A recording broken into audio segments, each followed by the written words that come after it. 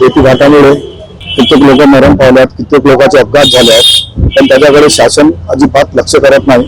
त्यांना आश्वासन देण्यापलीकडे काहीच करत नाही आहे. तिथे त्याचे वडील सुद्धा आले आहेत, ज्या मुलाचे मुलगा मरण पावला 26 जानेवारीला, त्यांनाही आश्वासन दिलं हो करतो म्हणून, पण त्यांना कोणतीच मदत करण्यात आलेली नाही.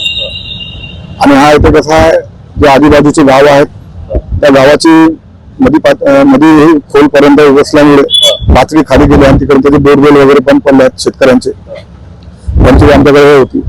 आणि इकडे चिचोली म्हणून गाव आहे, त्या चिचोली गावाला माती आहे, त्या माती इतक्या प्रमाणात खोदलेली आहे, त्यांना 750 ब्रासची राहायची होती, कमीत कमी 50,000 ब्रास यांनी तिथे खोदलेला आहे, खोदकाम केला. त्याच्यामुळे गावाला पूर्ण पुराचा धोका निर्माण झालेला आहे. गावकऱ्यांनी आम्हाला तक्रार दिली होती, त्या तक्रारीवरून आम्ही तिथे स्वतः जाऊन बघितलं असता तिथं असा पूर्ण नाल्यासारखा असा खूप मोठा परिसर त्यांनी खोदून ठेवलेला आहे. आणि आताही पूर्ण रेती घाटामध्ये पूर्ण सर्रासपणे रेती घाट चालू आहेत. इतका आमरण उपोषण आहे, पण कोणी अधिकारी आला नाही अजून.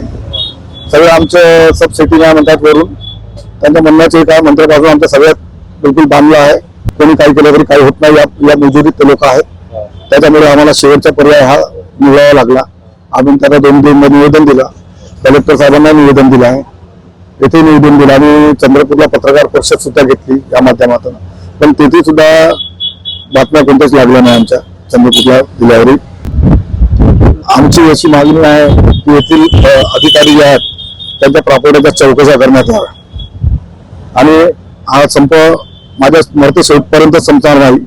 जेवढी मी जिवंत आहे तेवढी का लढा राहणार.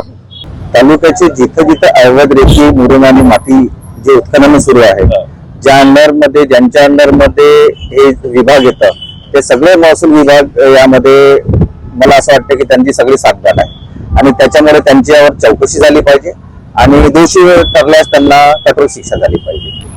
रात्री बेरात्री ट्रॅक्टर आताही चालू आहेत, बिना नंबर प्लेटचे ट्रॅक्टर सुरू आहे. त्याच्यामुळे इथले जे ब्रह्मपुरी शहरातील जे नागरिक आहेत त्यांना झोपण्याचा खूप त्रास येतो ट्रॅफिकमुळे ट्रॅक्टरच्या.